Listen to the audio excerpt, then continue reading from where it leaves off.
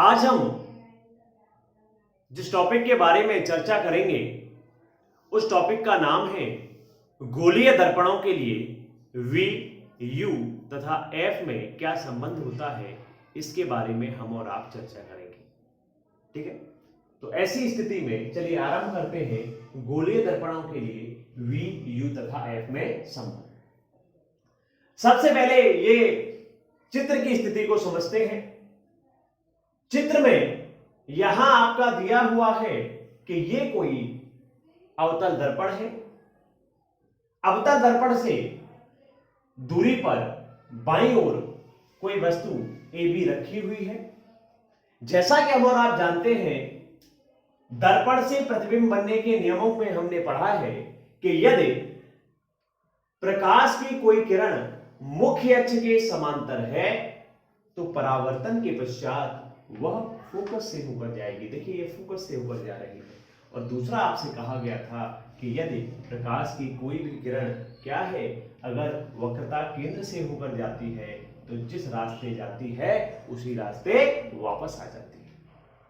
तीसरी स्थिति हमने और आपने पढ़ा है कि प्रकाश की किरणें परावर्तन के पश्चात जिस बिंदु पर आकर मिलती हैं उस बिंदु पर ही क्या होता है, वस्तु का क्या होता है, वस्तु का प्रतिबिंब बनता है। इसका मतलब क्या है, ये सी वक्रता केंद्र है, एफ फोकस है, ये दोनों इस बिंदु पर मिले हैं जहां पर आपकी क्या मिलती है, आपका प्रतिबिंब बनता है। ये द्वारक है, इस द्वारक का जो लंबाई है वो क्या है, m1 और m2 है। ये p है, p फॉर पोल है, ध्रुव है। और ये हमने क्या किया है कि द्वारक पर जो बिंदु R और S है, तो R से लंबवत जो हमने रेखा खींची है वो लंबवत रेखा कहां पर आती है, मुख्य अक्ष पर N पर मिलती है। चलिए अब हम लोग चर्चा करते हैं गोलीय दर्पण के लिए V, U तथा F में संबंध के बारे में। तो चलिए आरंभ करते हैं। सबसे पहले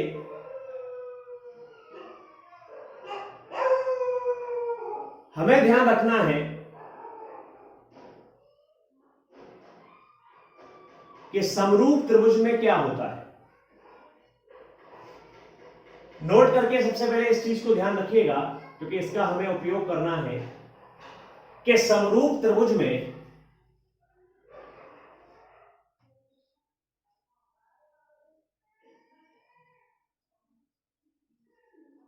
संगत भुजाओं का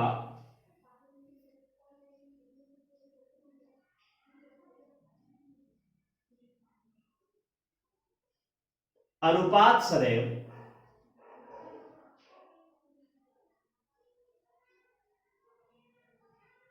समान होता है।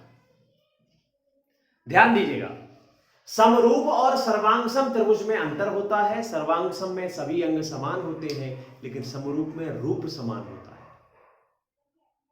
एक हाथी बहुत बड़ा है और एक हाथी एक जो है उसका खिलौना है। दोनों क्या कह सकते हैं, दोनों को समरूप तो कहा जा सकता है, लेकिन सर्वांगसम नहीं कहा जा सकता। ये ध्यान रखिएगा। अब देखिए, यहां पर हम लोग चर्चा करते हैं, चित्र के अनुसार अगर हम स्थिति को देखें तो होता क्या है, हमारे पास में दो सर्वांगसम त्रिभुज है। पहले सर्वांगसम त्रिभुज के समरूप त्रिभुज के बारे में चर्चा करते हैं। पहला समरूप त्रिभुज है ए बी सी और दूसरा त्रिभुज है आपका ए डैश बी डैश सी। चलिए तो बात करते हैं त्रिभुज ए बी सी एवं त्रिभुज ए डैश बी डैश सी। जैसा कि हम और आप जानते हैं, हमने आपको पहले ही बता चुका है कि समरूप त्रिभुज में संगत भुजाओं का अनुपात सदैव समान होता है। इसलिए समरूप त्रिभुज के बारे में जब हम लोग चर्चा करते हैं तो यहां पर लंब बटे आधार क्या होगा आपका, ए बी बटे बी सी। अगर हम इस त्रिभुज के बारे में बात करें तो यहां लंब क्या है, यहां लंब है आपका ए डैश बी डैश और आधार जो है वो आधार क्या है, आधार है आपका B C, sorry B dash C. ये हो गया आपका इक्वेशन नंबर 1। इसी तरह से अगर हम बात करें तो क्या होगा, त्रिभुज ए डैश बी डैश एफ एवं त्रिभुज आर एन एफ में क्या होगा, इसमें लंब क्या है, लंब है आपका आर एन या एन आर बटे आधार कितना है एन एफ बराबर, इसमें लंब कितना है ए डैश बी डैश, आधार कितना है बी डैश एफ। चलिए ये हो गया इक्वेशन नंबर 2। अब ऐसी स्थिति में हम लोग करते क्या है, हम लोग यहां पर देखते हैं कि ये जो एन आर है बराबर किसके होगा, देखिए यहां जो ऊंचाई है और ये जो ऊंचाई है वो दोनों समान है, एन आर बराबर है ए बी के, तो हम इसको क्या लिख सकते हैं कि ए बी बटे एन एफ बराबर हो गया A dash B dash upon B dash F. यहां से अगर हम इस स्थिति को आगे बढ़ाएं तो क्या होगा, ए बी बटे ए डैश बी डैश बराबर हो गया बी सी बटे बी डैश सी। यहां से अगर हम इस स्थिति को निकालेंगे तो क्या होगा कि ए बी बटे ए डैश बी डैश बराबर N F upon B dash F. चलिए ये हो गया समीकरण ए और ये मान लिया समीकरण बी, ठीक है। अब हम क्या करेंगे, समीकरण ए एवं बी से क्या हो जाएगा, ये जो मान है और ये जो मान है ये दोनों कैसे हैं, समान है, इसका मतलब क्या हुआ बी सी बटे बी डैश सी बराबर है एन एफ बटे बी डैश एफ। ये जो स्थिति है ये स्थिति हमारे पास में आ गई। अब देखिए ये आ गई आपका फाइनल स्थिति। अब इस फाइनल स्थिति को हम और आप कैसे समझते हैं, देखिए हमें निकालना है, देखिए एक बात और ध्यान रखिए, चिन्ह परिपाटी में हम और आप पढ़ चुके हैं कि दर्पण से वस्तु तक की दूरी को कहा जाता है माइनस यू से प्रदर्शित किया जाता है, क्योंकि दर्पण यू से प्रदर्शित किया जाता है और यू हमेशा ऋणात्मक होता है, ये हम आपको पिछली क्लास में बता चुके हैं। दूसरी स्थिति थी कि दर्पण से प्रतिबिंब तक की दूरी को v से प्रदर्शित करते हैं और फोकस दूरी को आप f से प्रदर्शित करते हैं, ये हम आपको ऑलरेडी बता चुके हैं। और साथ ही साथ ये बता चुके हैं कि वस्तु का यदि वास्तविक एवं उल्टा प्रतिबिंब बनता है तो वो आपका v ऋणात्मक होता है और अवतल दर्पण के लिए फोकस दूरी आपकी ऋणात्मक होती है, ठीक है। चलिए अब जरा आगे बढ़ाते हैं इसको। देखिए हमें निकालना है BC, हमारे पास है क्या क्या, देखिए दर्पण से वस्तु तक की दूरी u है हमारे पास, दर्पण से फोकस तक की दूरी f है हमारे पास, दर्पण से वस्तु तक की दूरी प्रतिबिंब तक की दूरी v है हमारे पास, और दर्पण से वक्रता केंद्र तक की त्रिज्या हमारे पास r है। इसका मतलब जो भी का मान जो निकालना है वो हमें इन चार के ही पदों में निकालना है। अब जरा समझते हैं, BC निकालना है तो BC हम कैसे निकाल सकते हैं, हम निकाल सकते हैं कि यहां से लेके यहां तक की जो स्थिति है उसमें से अगर ये स्थिति घटा दी जाए तो कैसा रहेगा, BC निकल आएगा। अब देखिए जरा, आप देखिए BC बराबर क्या हुआ, BC बराबर हो गया आपका PB माइनस PC बटे B डैश C कहां है, देखिए B dash C, B dash C ये निकालना है तो क्या करेंगे, ये निकालना है तो हम कर सकते हैं कि PC माइनस PB डैश,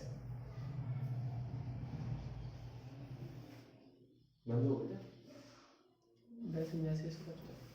अब देखिए बराबर, अब देखो NF, अब देखो NF का तो अपने पास कोई स्थिति नहीं है, तो माना क्या है कि NF बराबर होगा किसके, PF के, क्योंकि क्या होगा ये दूरी लगभग बराबर है, ये हमने मान लिया कि ये लगभग बराबर है, ठीक है ना। चलिए, तो एन एफ बराबर हो गया किसके, पी एफ के। अब आती है बी डैश एफ, कहाँ गया बी डैश एफ, ये है आपका बी डैश एफ। ये आप कैसे निकालोगे, ये आप निकाल लोगे कि P B dash minus P. अब हमें करना क्या है, अब हमें मान रखने हैं, ये ध्यान रखिएगा। पीबी क्या है, पीबी दर्पण से वस्तु तक की दूरी को u से प्रदर्शित किया जाता है और u हमेशा ऋणात्मक होता है, तो ये क्या हो गया माइनस का u माइनस। pc क्या है, p और c दर्पण से वक्रता केंद्र तक की दूरी को कहते हैं आपकी त्रिज्या, और त्रिज्या हमेशा r से प्रदर्शित की जाती है।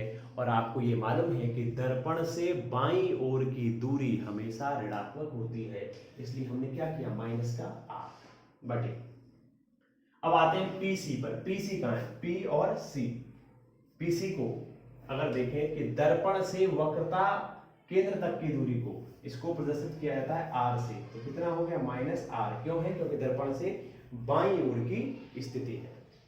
P B dash, P B dash क्या है, दर्पण से प्रतिबिंब तक की दूरी, लेकिन दूरी को किससे प्रदर्शित किया जाता है माइनस से। बाईं ओर की दूरी को किससे प्रदर्शित किया जाता है माइनस से, तो ये हो गया माइनस का v बराबर। पी एफ क्या है, पी एफ दर्पण से फोकस तक की दूरी को, फोकस दूरी को f से प्रदर्शित किया जाता है। पी बी डैश के बारे में बात करें तो पी बी डैश क्या है आपका माइनस का v है माइनस, और पी एफ क्या है, पी एफ है। अच्छा एक चीज और ध्यान रखिए कि जो फोकस दूरी होती है वो फोकस दूरी आपकी हमेशा ऋणात्मक होती है, क्योंकि आपका दर्पण कैसा है, अवतल दर्पण है, ठीक है। अब देखिए माइनस पी एफ की वैल्यू क्या होगी माइनस का एफ। अगर हम इसको फाइनल देखें तो स्थिति क्या आ जाएगी, माइनस का u प्लस का r अपॉन माइनस का r प्लस का v बराबर माइनस का f माइनस का v प्लस f। यहां तक किसी को दिक्कत हो तो आप पूछ सकते हैं। ध्यान देने वाली बात यह है कि दर्पण से बाईं ओर की दूरी सदैव ऋणात्मक होगी। यहां पर दर्पण भी आपका अवतल दर्पण है, अवतल दर्पण है तो फोकस दूरी भी ऋणात्मक है, ठीक है। अब चलिए अब इसको बढ़ते हैं आगे। देखो अब हम समझते हैं आर क्या है। देखिए हम क्या जानते हैं,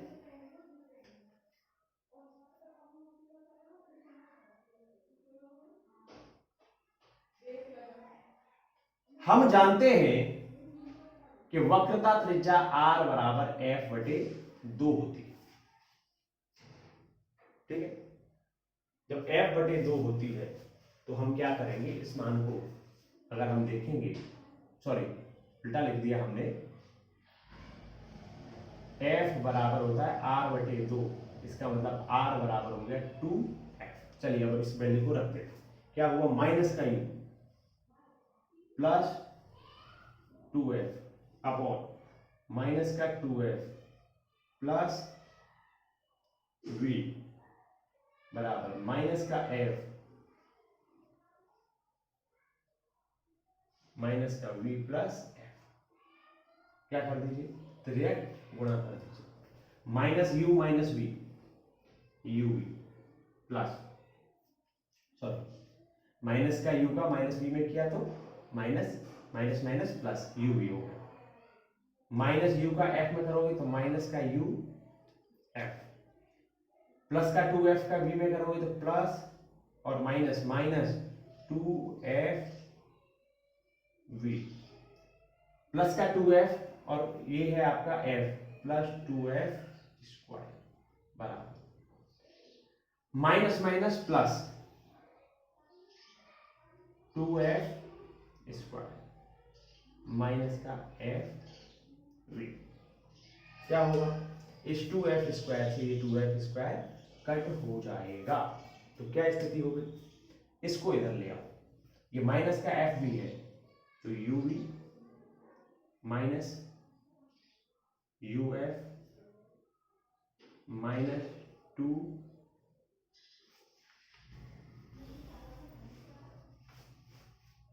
F B plus F V is equal to 0। आगे बढ़ाइए इसको, तो क्या हुआ, U V minus V F minus F B is equal to 0। Minus minus एक तरफ ले जाइए, U V is equal to U F plus F V. ठीक है, अब क्या करिए, दोनों पक्षों में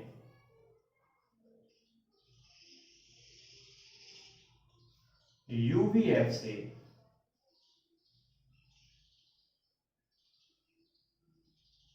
भाग देने पर क्या होगा, यूवी बटे यूवीएफ बराबर यूएफ बटे यूवीएफ प्लस एफवी बटे यूवीएफ। देखिए यूवी कैंसिल हो जाएगा तो यहां बचेगा 1/f इज इक्वल टू, यहां यू और एफ हो जाएगा तो 1/v प्लस 1/, यही आपको सिद्ध करना था कि फोकस u और v में क्या संबंध होता है। दोबारा से इस स्थिति को देखते हैं। समरूप त्रिभुजों की स्थिति से हमने फाइनल इस बात को प्राप्त किया कि BC upon B dash C बराबर NF upon B dash F. BC हमारी क्या है, BC, ये दूरी निकालेंगे तो कैसे निकालेंगे, दर्पण से वस्तु तक की दूरी में से दर्पण से वक्रता केंद्र तक की दूरी को माइनस कर देंगे। दूरी हमेशा ऋणात्मक होती है, हमने उस वैल्यू को सारी की सारी को पुट किया है और r बराबर जो है वो क्या रख दिया है, हमारा 2f रख दिया है। ठीक है, गोलीय दर्पणों में जब अवतल दर्पण की बात आती है तो अगर इसी प्रकार से यदि हम अवतल दर्पण के बारे में भी चर्चा करना चाहेंगे तो उसको भी हम क्या कर सकते हैं, सॉल्व कर सकते हैं। ठीक है, अब जो स्थिति आती है वो स्थिति आती है आपकी रेखीय आवर्धन। ठीक है, रेखीय आवर्धन के बारे में हम और आप चर्चा करते हैं। अब हम लोग जो चर्चा करते हैं वो स्थिति आती है आपकी रेखीय आवर्धन के बारे में। रेखीय आवर्धन क्या है, रेखीय आवर्धन के बारे में अगर हम लोग चर्चा करें उससे पहले हमें इस बेसिक सी बात को याद रखना है। और वो स्थिति है क्या, वो स्थिति ये है कि दर्पण के द्वारा जब भी हम किसी वस्तु को देखते हैं तो वस्तु को जब देखते हैं तो उसका प्रतिबिंब या तो छोटा बनता है या बड़ा बनता है या वस्तु के आकार का बनता है, तो इसी को कहते हैं रेखीय आवर्धन। आवर्धन को अंग्रेजी में कहा जाता है मैग्निफिकेशन, और मैग्निफिकेशन का मतलब होता है किसी चीज को बढ़ाना या घटाना। तो ऐसी स्थिति में जो आपको ये, वैसे मैग्निफिकेशन का जो अर्थ होता है वो मैग्नीफाई का मतलब बढ़ाना होता है, लेकिन आप देखिए आवर्धन के बारे में बात करते हैं तो इसमें वस्तु का आकार घटता भी है और वस्तु का आकार बढ़ता भी है, क्योंकि गोलीय दर्पणों में वस्तु का जो प्रतिबिंब है वो छोटा भी बनता है और बड़ा भी बनता है। चलिए, तो अगर हम रेखीय आवर्धन को कहें तो रेखीय आवर्धन क्या है, रेखीय आवर्धन को अगर हम परिभाषित करें तो कहा जाएगा कि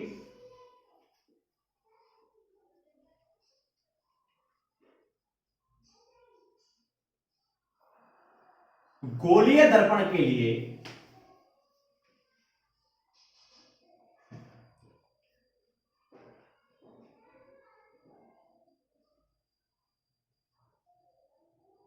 प्रतिबिंब की लंबाई या प्रतिबिंब के आकार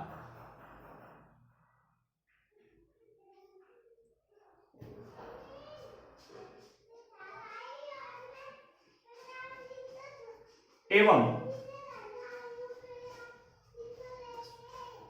वस्तु के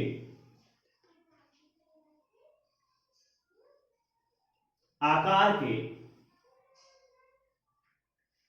अनुपात को क्या कहते हैं,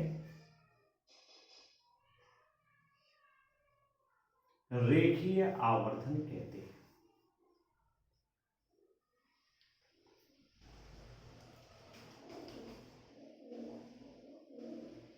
रेखीय आवर्धन क्या है कि प्रतिबिंब का आकार और वस्तु के आकार, या ये कह दीजिए कि प्रतिबिंब की लंबाई एवं वस्तु की लंबाई का जो अनुपात होता है उसको कहेंगे हम और आप रेखीय आवर्धन। ठीक है, इसको प्रदर्शित, इसे स्मॉल एम से प्रदर्शित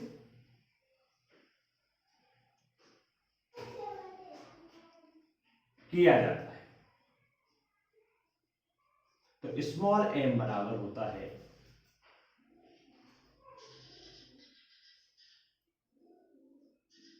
प्रतिबिंब का आकार बटे वस्तु का आकार।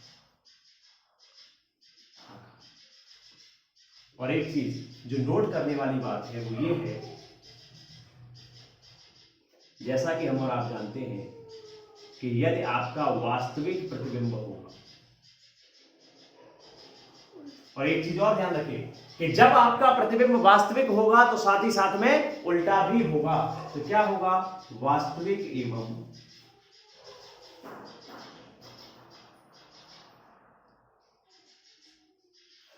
उल्टा यदि प्रतिबिंब है तो m ऋणात्मक होगा, और यदि आपका आभासी और आभासी होगा तो सीधा होगा। आभासी एवं सीधा प्रतिबिंब है तो m धनात्मक। ठीक है, अब हम लोग चर्चा करते हैं कि रेखीय आवर्धन का जो फॉर्मूला है, उस फॉर्मूले का जो डिराइव किया जाता है वो किस प्रकार से किया जाता है, उस पर हम लोग चर्चा करते हैं। अब देखिए जरा यहां पर क्या क्या उपस्थित है, उस पर हम लोग बात करते हैं। देखिए सबसे पहले आपको चित्र में दिखाई क्या दे रहा है? आपको चित्र में दिखाई दे रहा है एक अवतल दर्पण। चित्र में आपको दिखाई दे रही है एक वस्तु AB। मान लीजिए इस AB की लंबाई है h ऊंचाई का है, ये h लंबाई का है। जैसा कि हम और आप जानते हैं अवतल दर्पण से जो प्रतिबिंब बनाने के जो नियम है वो कहते हैं कि यदि प्रकाश की कोई भी किरण मुख्य अक्ष के समांतर है तो परावर्तन के पश्चात वो फोकस से होकर जाएगी।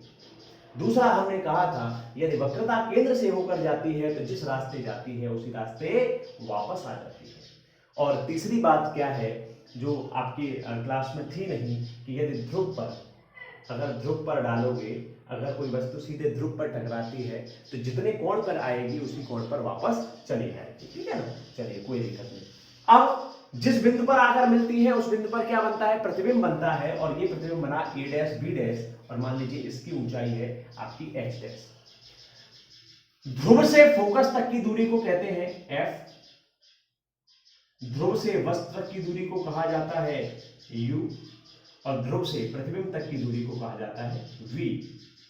ठीक है, वक्रता केंद्र तक की दूरी को प्रदर्शित किया जाता है r से। ठीक है, ध्रुव से वक्रता केंद्र तक की दूरी को कहा जाता है वक्रता त्रिज्या। चलिए अब जरा आरंभ करते हैं।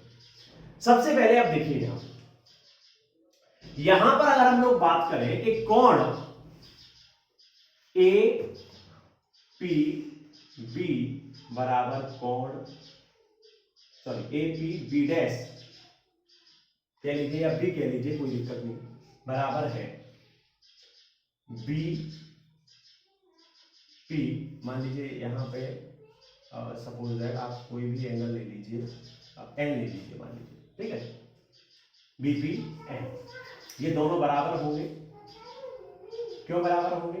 क्योंकि परावर्तन का नियम कहता है कि आपतन कोण का मान सदैव परावर्तन कोण के बराबर होता है। दूसरी स्थिति क्या है? दूसरी स्थिति यह है कि कोण ए बी पी बराबर कोण ए डैश बी डैश पी। अब देखिए ए बी पी ये भी क्या है? लंब है, अर्थात 90 डिग्री की स्थिति है, और ए डैश बी डैश पी ये भी क्या है? लंब है, अर्थात 90 डिग्री की स्थिति है। तो ऐसी स्थिति में होगा क्या? होगा ये कि त्रिभुज ए बी पी एवं त्रिभुज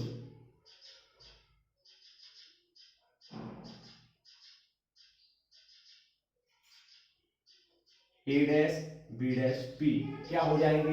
समरूप त्रिभुज की स्थिति को प्राप्त करेंगे। और जब समरूप त्रिभुज की स्थिति को प्राप्त करेंगे तो क्या होगा, जरा हम उस पर चर्चा करते हैं। अब देखिए समरूप त्रिभुज में हमने पढ़ा है, अभी डेरिवेशन किया था, उसमें हमने क्या पढ़ा था? उसमें हमने पढ़ा था कि संगत भुजाओं का अनुपात सदैव समान रहता है।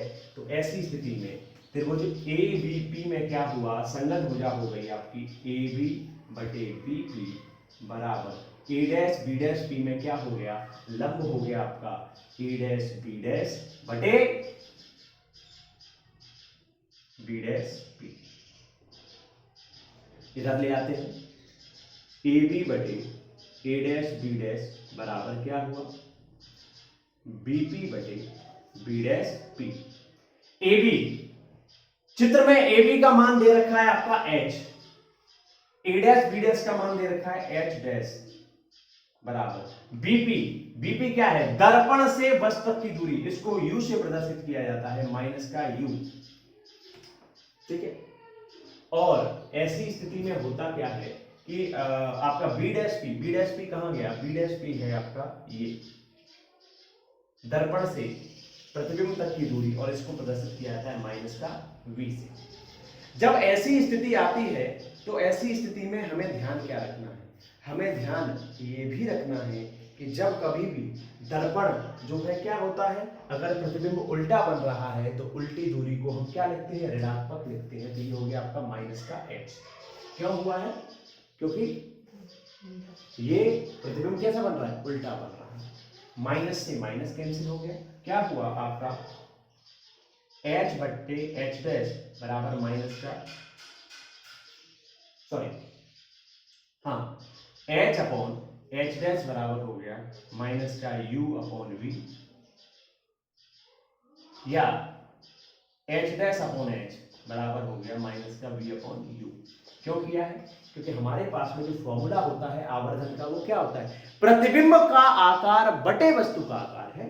तो इसका मतलब बराबर क्या हुआ, ये हो गया प्रतिबिंब का आकार बटे वस्तु का आकार, ये किसके बराबर हो गया, m के बराबर हो गया। तो m बराबर हो गया माइनस के v अपॉन यू।